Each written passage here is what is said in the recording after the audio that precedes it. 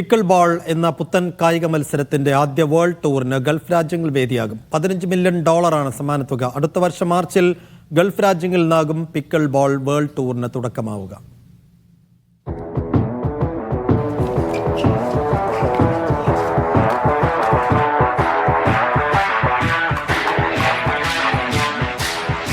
താരതമ്യേന പുതിയ ഒരു കായിക ഇനമാണ് എൻ്റെ പിന്നിൽ അരങ്ങേറുന്നത്. ഒറ്റനോട്ടത്തിൽ ടെന്നീസ് ആണെന്നും ബാഡ്മിൻ്റൺ ആണെന്നും ഒക്കെ തോന്നുമെങ്കിലും അതിൻ്റെയൊക്കെ മിക്സായ ഒരു കളിയാണിത്. പേര് പിക്കിൾ ബോൾ. ഈ കളി ഇപ്പോൾ ഗൾഫിലേക്ക് എത്തുകയാണ്.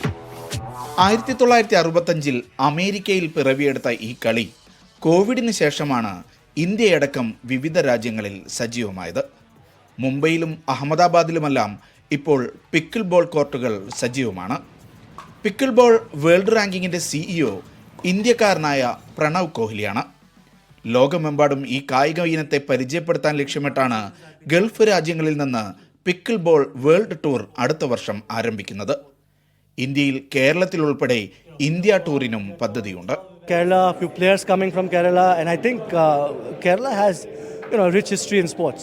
You see a lot of players coming in from Kerala, so I think pickleball is going to do phenomenally well, and hopefully we'll have some great national champions from Kerala.